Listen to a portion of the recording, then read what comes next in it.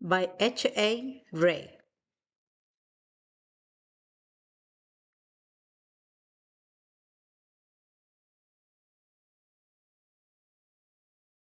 This is George. He lived in Africa. He was a good little monkey and always very curious. One day, George saw a man. He had on a large yellow straw hat. The man saw George too. What a nice little monkey, he thought. I would like to take him home with me.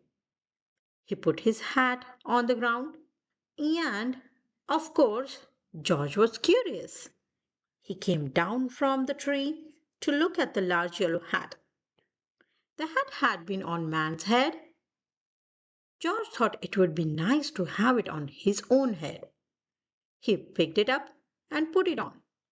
The hat covered George's head. He couldn't see. The man picked him up quickly and popped him into a bag. George was caught.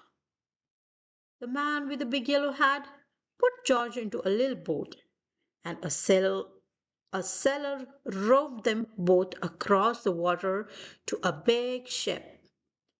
George was sad, but he was still a little curious. On the big ship, things began to happen. The man took off the bag. George sat on a little stool, and the man said, George, I'm going to take you to a big zoo in a big city. You will like it there. Now run along and play, but don't get into trouble. George promised to be good, but it is easy for a little monkey to forget. On a deck, on the deck, he found some seagulls. He wondered how they could fly. He was very curious. Finally, he had to try. It looked easy, but oh, what happened? First this, and then this. Uh-oh. Where's George? The sailors looked and looked. At last they saw him struggling in the water and almost all tired out. Man overboard. The sailors cried as they threw him a lifebelt. George caught it and held on. At last he was safe on board. After that, George was more careful to be a good monkey until at last the long trip was over. George said goodbye to the kind sailors, and he and the man with the yellow hat walked off the ship onto the shore and on into the city to the man's house. After a good meal and a good pipe, George felt very tired. He crawled into bed and fell asleep at once. The next morning, the man telephoned the zoo. George watched him. He was fascinated. Then the man went away. George was curious. He wanted to telephone too. 1, 2, 3, 4, 5, 6, 7. What a fun! Ding-a-ling-a-ling. George had telephoned the fire station. The firemen rushed to the telephone. Hello, hello, they said. But there was no answer. Then they looked to the signal on the big map that showed where the telephone call had came from. They didn't know it was George. They thought it was real fire. Hurry, hurry, hooray, hooray. The firemen jumped on to the fire engines and on to the hook and ladders. Ding dong, everyone out of the way. Hurry, hurry, hurry. The firemen rushed into the house. They opened the door.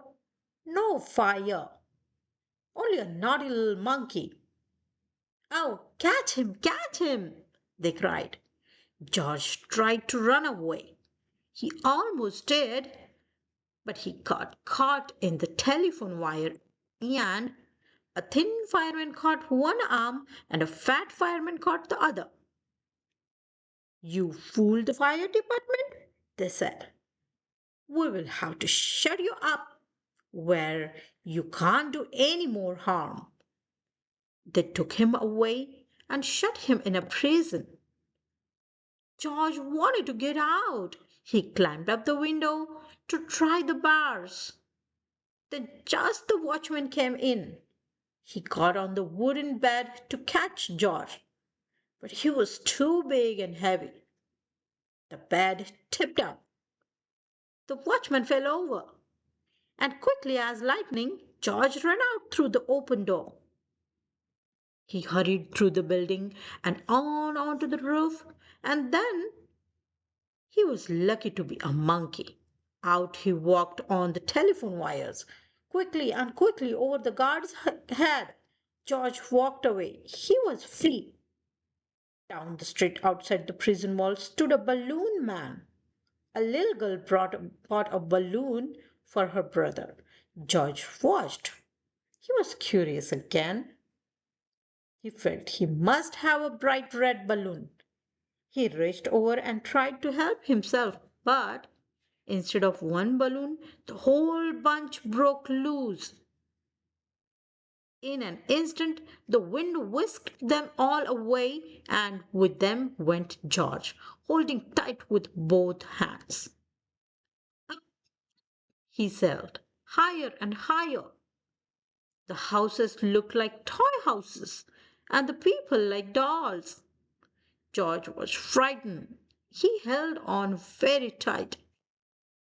At first the wind blew in great gusts. Then it quieted. Finally it stopped blowing altogether. George was very tired. Down, down he went, bum, on the top of the traffic light. Everyone was surprised. The traffic got all mixed up. George didn't know what to do, and then he heard someone call, George! He looked down and saw his friend, the man with the big yellow hat. George was very happy. The man was happy too.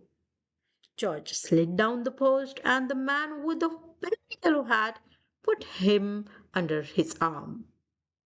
Then he paid the balloon man for all the balloons. And then George and the man climbed into the car. They took the balloons? And at last, away they went. To the zoo. What a nice place for George to live. Wow. I wanted my